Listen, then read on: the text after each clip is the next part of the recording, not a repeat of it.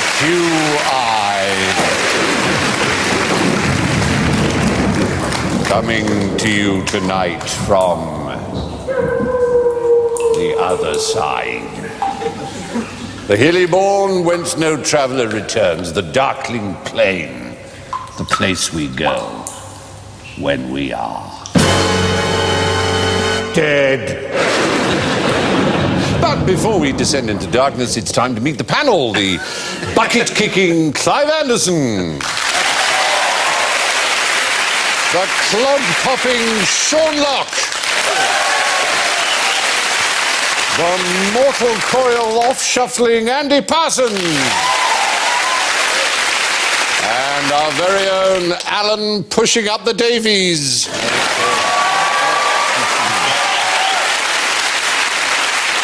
And tonight the buzzers are suitably dolorous. Clive goes.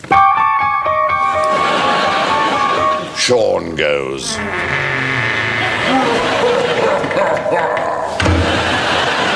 Andy goes. And Alan goes.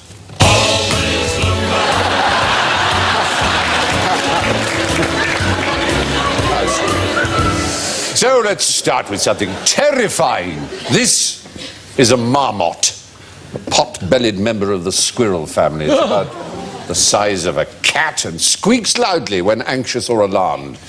Ritz, they're eating Ritz biscuits. Yeah, they seem to be, don't they? Oh, Given the right conditions, it's a dangerous, a deadly, merciless killer of humans. How? Clive? Lead piping in the billiard room. Colonel Marmot. Are these the ones that live in the Gobi Desert? They're Mongolian and Russian steppes. I've seen loads of these, and I did a railway journey for the BBC all enough. They scurry around. None of them killed any humans in front of me while they're doing that. But And yet they're more responsible for death than any other animal. Do they get caught up in machinery somehow? No, the Maxim or the Marmot. Is it to do with the Ritz crackers? They sort of spit on the Ritz crackers, put them all back into the packet. Do you know, oddly, Andy, the spitting part is good. When they spit and cough, billions die. Well, millions. are they carriers of TB like badgers or Worse. Plague. Plague is the right answer. They've got the plague. They are the actual original animal source. Not the of... rats. No, they cough and spit onto the fleas, Is which the catch reason- the disease, which then goes to the rats, which then came to Europe and wiped out half the population of Europe in the 14th century. The problem with them coughing is obviously the fact that they've got those dry crackers. Just give them a drink of water next to it, have the biscuit, little water, no coughing. No problem. Do you know why it's called bubonic? Do you know that? Because big round things come up under your buboes. The buboes, but the bubo itself actually comes from the Greek bubon, which is groin. Groin. One of the areas where you get a big swelling when you get the bubonic plague. How often? Yes, sorry. Do I get a swelling? Not as often as I used to, I'm sorry. Given that's all they've got to do is just paint that red cross on, they've not done a great job, have they? What's wrong with that? Well, it's well to the left, isn't it, there? That, you know, you'd have thought if all you've got to do all day is go around doing a red cross, you'd have more pride in your work. You're not hanging around doing it, though, are you? There's plague in here. I'll just do it. A really long stick they do. You're just waiting for a marmot to come flying Knock out on the door and say... spit at you. Anyway, yes, almost 1 million Britons fell victim to the Black Death, but what illness do British doctors now treat more than any other? The widest disease in these sort of quizzes is normally dental caries, but I suppose dentists treat that Rather than doctors, yes. Yes. This is doctors specifically. Is it cancer? Oh dear, no, it's not cancer. No. Flu. Nor is it flu.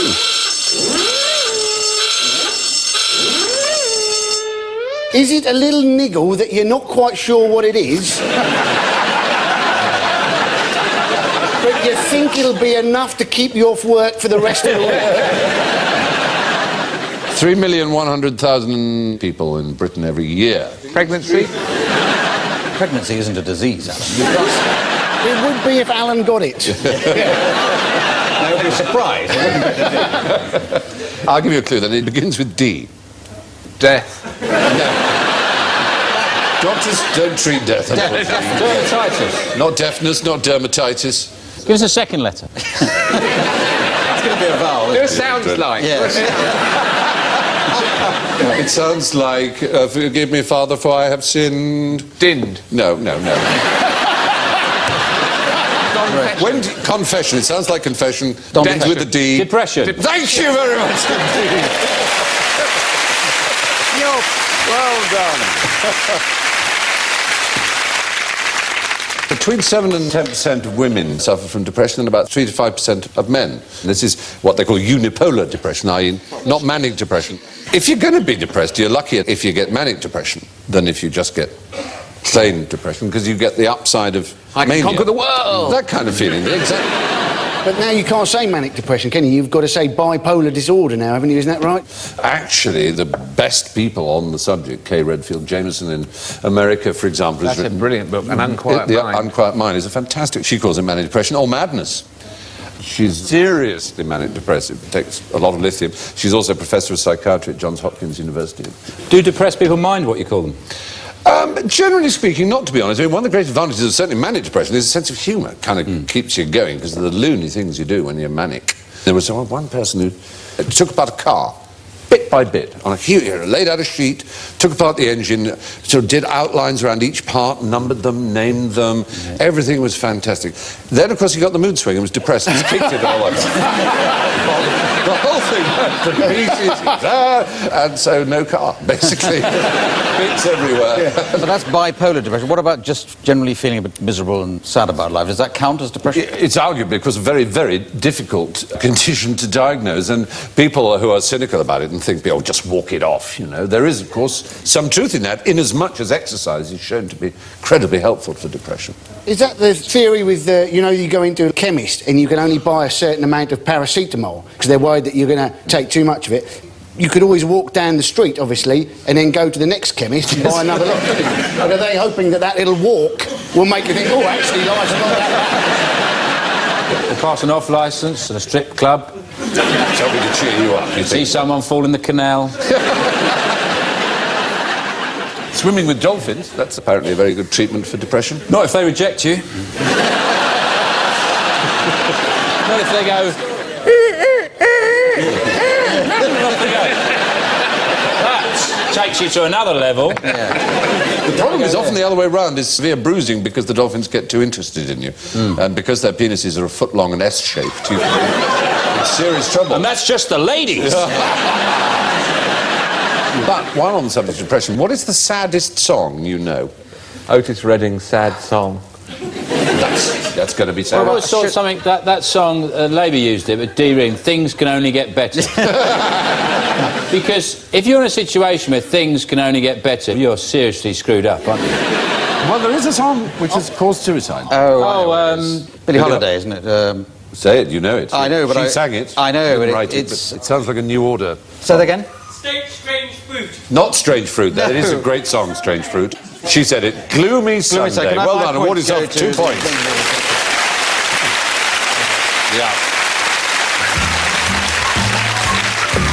Yeah. Gloomy Sunday. If you promise not to hurl yourself off the edge of the set, I will allow you to hear a little of Gloomy Sunday sung by Miss Billie Holiday. Sunday is gloomy. Hours are slumberless. You've always got the antidote. I don't know what to do. I have to say, I've just been looking at the scoreboard, and at the moment the audience is winning. Yes. Monday's supposed to be the most depressing day of the week. Imagine you'd had a Sunday like that and you had Monday look forward to. No, well, this is a song written by one Resho Seres in 1933, a Hungarian, inspired by the end of a relationship.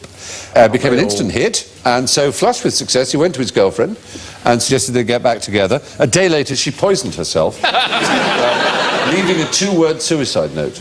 Gloomy Sunday. Oh, really? Yeah, 100 suicides, apparently, been linked to the song. The New York Times had this great big headline, hundreds of Hungarians kill themselves under the influence of a song. Soon Americans were joining them, and the ghoulish reputation of the Hungarian suicide song touched almost every country where it was played. Victims included teenagers and octogenarians. One man heard a beggar humming the song, immediately gave him all his possessions, jumped to his death off a bridge. That's great busking, isn't it? The composer himself ended it all by throwing himself from his apartment window in 1968, at the age of 70. Well, that was a horrible mess, wasn't it, that? A 70-year-old hitting the pavement. Why is that worse than anyone else? Well, you know, a young person's got a bit of fat on them. There's something to cushion the splats, but this would just be bones and skin just crunched. Like a bag of crisps hitting the pavement. You don't do that at 70, that's not right. There was one bloke, wasn't there? He was on the first floor, split up with his missus. She left him, went downstairs, walked out. He jumped out the window to commit suicide. He lands on her, she dies, he lives, but you think, great. And he went on, didn't he? There was a famous case I know. I think the word is result. A lot of people kill themselves by throwing themselves off Beachy Head. And I mean, there are dozens of other cliffs, but people, they're like lemmings, almost literally like lemmings. They want to just go somewhere famous to do it. So it's either the Northern Line or Beachy Head. I went to Beachy Head very early in the morning, right? Not Just as the not sun to was commit rising? suicide, no. I'd gone to a fishmonger's, which wasn't open, in Eastbourne. Funny enough, you'd think the fishmonger would open early. It didn't open until 10. What's going on? Anyway, listen round. Yes, thank you. All right, Alfred, nice to see you in. So I thought I'd go out to Beachy Head, just see what it's like. Yes. And there was these two guys, sort of sentinels. One of them had a guitar, and the other one had a flute. And I was wandering along, and they sort of went, hi, hi, like this, and I went, what? I'm not cheerful. Grumpy soul. And eventually they sort of goes, they were going, hi, and they sort of beckoned me over, and they said, everything all right? And I said, yeah, fine. And they said, you're not thinking of... Not exactly that, but they were there to prevent people. Bless them. They didn't But they get this. This is. I said, well, how often are you here? They said, once a week. I said, oh, even better. Even better. I said, how are you here for? They said, about an hour. This man's Ceres, anyway. The BBC banned the song until the year 2002. It's only just been allowed to be played. That is how seriously people take this suicide song. Anyway, that's probably enough gloom. Let's play a game. Time for Killer Mushroom Roulette. You wonder what the skull and crossbones cards on your table were for? Yeah. I'm going to show you on screen 4 types of mushroom, numbered 1 to 4. All you're going to do is write down the number of the one you may safely eat. Is it 1, death cap, 2, peppery milk cap, 3, destroying angel, or 4, trumpet of death? One of them is safe to eat, highly nutritious and very pleasant. The others will kill you! Can we try them all first? You get one each. Somebody told me there are very, very few killer mushrooms. There are very few. And we're so ludicrously scared We about are. these. There are 3,500 species of mushrooms in the UK. About 100 are poisonous and only 15 of those are lethal. One of them I'm sure I've seen in Carluccio's. It's very possible. So I've gone for that one. All right, so what have you written there? I've written number 1. So you think death cap number 1 you can eat? Oh, the reason being, am I allowed to give a Yes, reason? please do. Is it looks a bit, I think, like a penis. And you can safely eat a penis, can't you?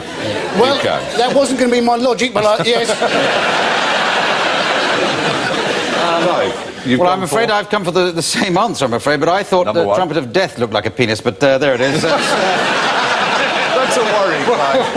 what can I say? What have you got there, Sean? Number 1. Number 1 as well. I've gone for number 4. Well, the 10 points go to Alan Davis! Very good. You all use the same kind of logic, knowing that the one that would sound deadly is probably good, but unfortunately you all went for the death cap, and in fact it's the trumpet of death that is the one. It's also got a black moral or a horn of plenty, and is delicious and nutty. That wouldn't be on a menu. Trumpet of death omelette. You're quite right, though. It's very, very rare. The last recorded death by mushroom in Britain is too long ago for anyone basically to be confident about it. They are pretty nasty. They'll destroy your liver and kidney, particularly the death cap and the destroying angel. A lot of them? Quite a few, actually, yeah. But the thing is, there's no known antidote. The peppery milk cap is more likely to be gastric. You'll have a really bad time, but it can kill you if you have a lot of those. Despite its black colour, the trumpet of death is very tasty and goes particularly well with fish. Italians call it the poor man's truffle. What did the Nazis use trumpets of Jericho for? Was it lift music? it wasn't. Did they come up with some foul weapon that was to bring down the walls of cities and towns and things? Yes, Oh dear, I'm afraid... I kind of thought that was going to happen, but... Joshua in the Bible, of course, brought down supposedly the walls of the city of Jericho using trumpet, though apparently archaeologists say Jericho had no walls, but never mind. So it was a pretty easy job. Who knows? No, this is the Ju-87. Does that help? Junkers. Junkers, absolutely, known as a particular kind. 88. Oh, The it is. Stuka. The Stuka. Yes, the siren, the whistling siren when they dive in. The whistling sound. That's right, they had a... I used to go back as a kid. No, but then the Stukas start coming. Yeah, do you want to hear them? It's that noise. That noise was a propeller driving a siren, just deliberately put on to scare the bejesus. Screaming siren. That's right. They called it the Trumpet of Jericho, yeah. And it destroyed more shipping and tanks than any other aircraft in the whole World War II, including kamikaze pilots. It was extremely successful, except when it was up against fighters and sent them over to the Battle of Britain to try and bomb airstrips. But the old Hurricanes and Spits were far too nimble, and they got 30 down in one day.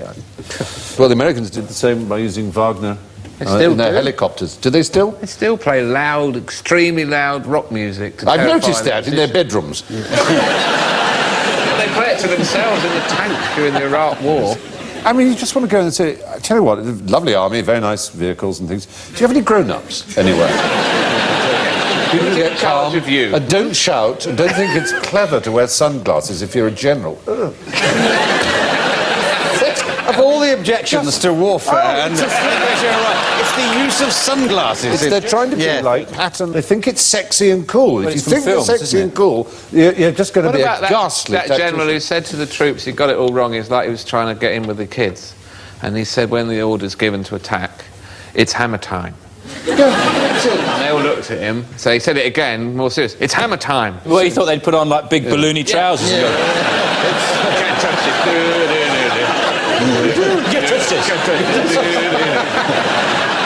Right next to the ruins of Jericho, as it happens, there is more death than diving. What lives in the Dead Sea? Not much. Isn't there a fish that lives in it? It's really stinging. No fish, If you get it no. in your eyes, it really stings. Yeah, or we would. There must be a nematode worm, because nematode worms live everywhere. They seem to, don't they? No, it's not actually. You've avoided saying nothing, which would Is have it a got the rabbit? big raspberry. It's rabbits always going like that. And you just escaped.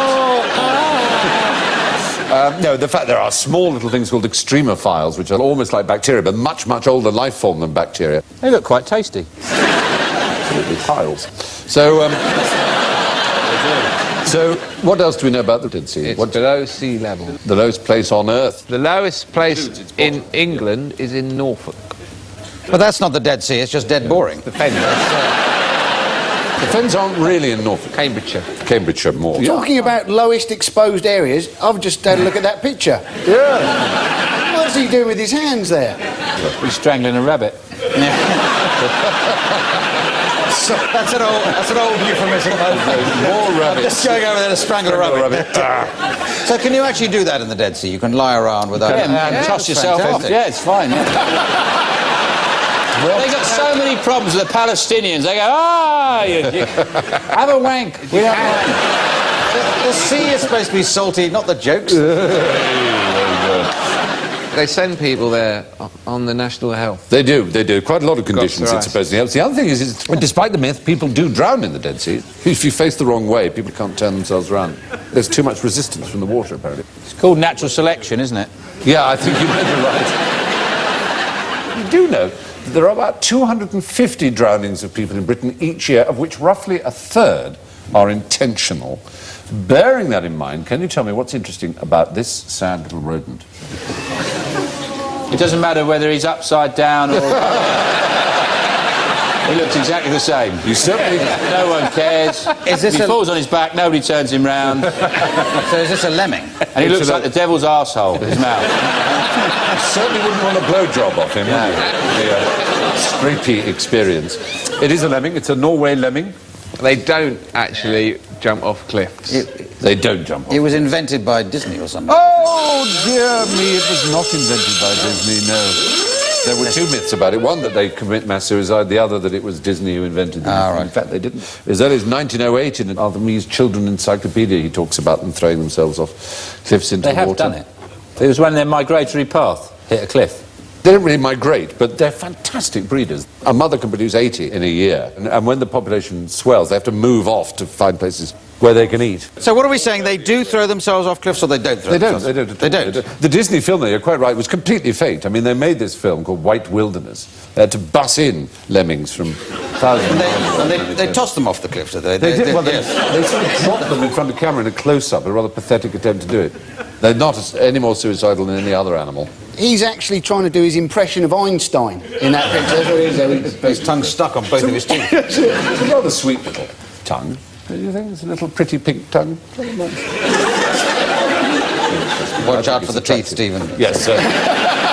Anyway, this delivers us, damp but not downhearted, into the valley of general ignorance. So fingers on trumpets, please. What was the curse of Tutankhamun? You have to queue up for ages.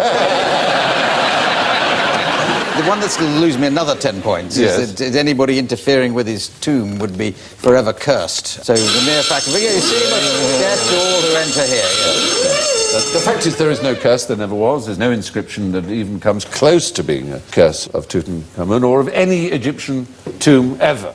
It looks like Tiger Woods eating a cornetto.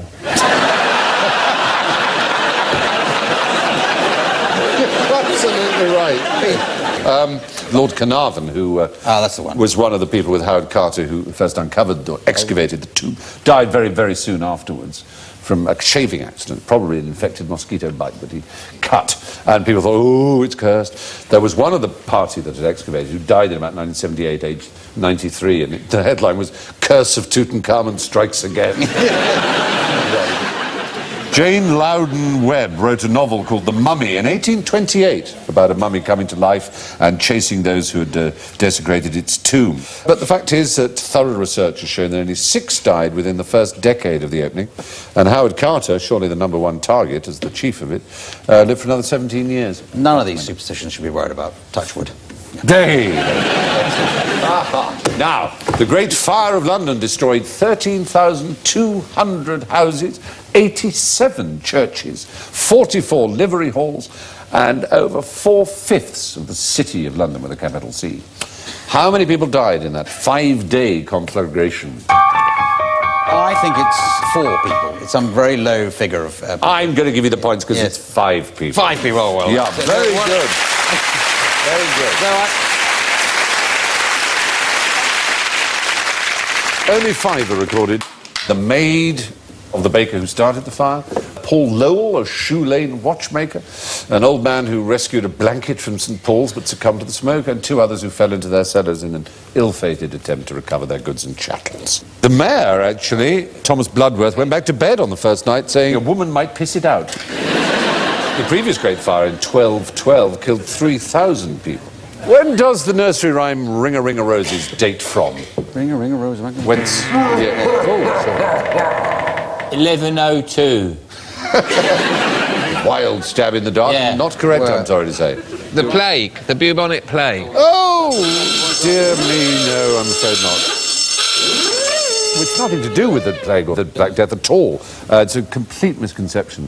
Apart from anything else, this ring is supposed to be a ring of lesions. It doesn't happen. People don't sneeze when they have the plague. Obviously. They do.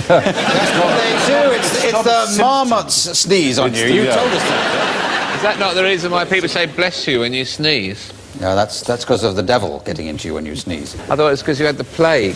No, it's People the get devil. quite testy sometimes. They sneeze and you don't say bless you. You don't say bless you. Yeah. You didn't say bless you? Oh, f*** off. That was one hell of a garden party at Buckingham Palace, wasn't it?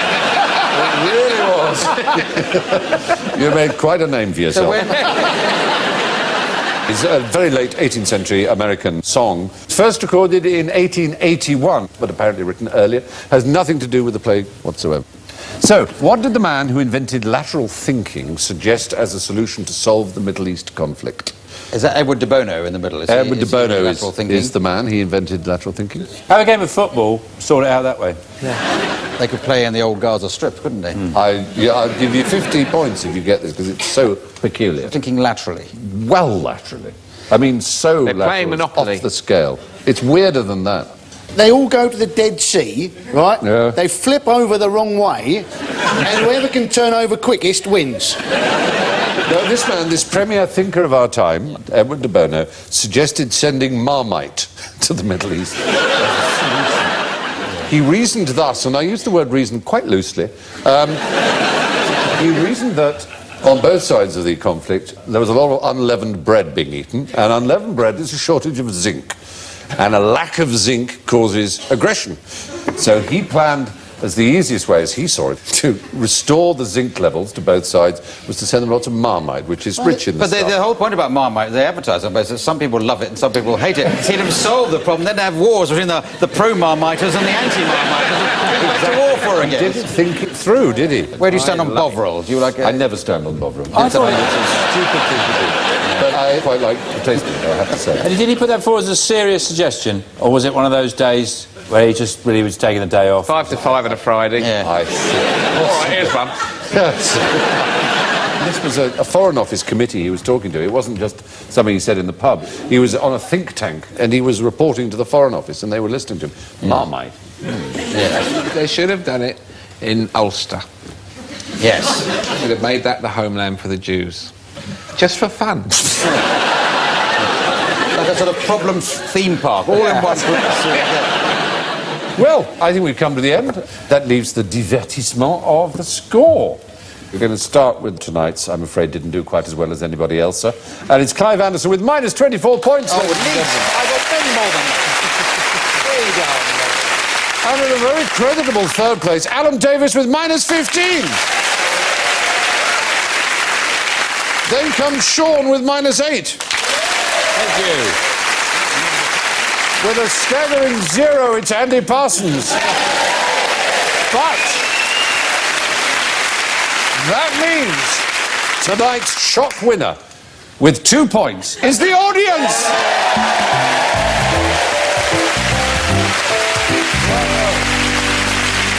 Never happened before.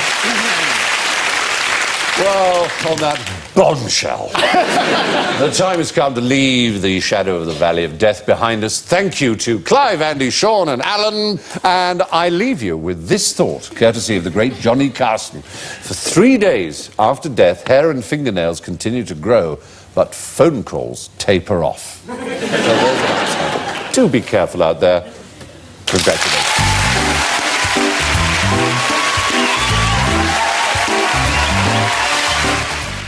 Can you just get a move on? It's really hot in this thing. Now you know what they mean by global warming. Yeah. Red Balloon, a new comedy, next on BBC4.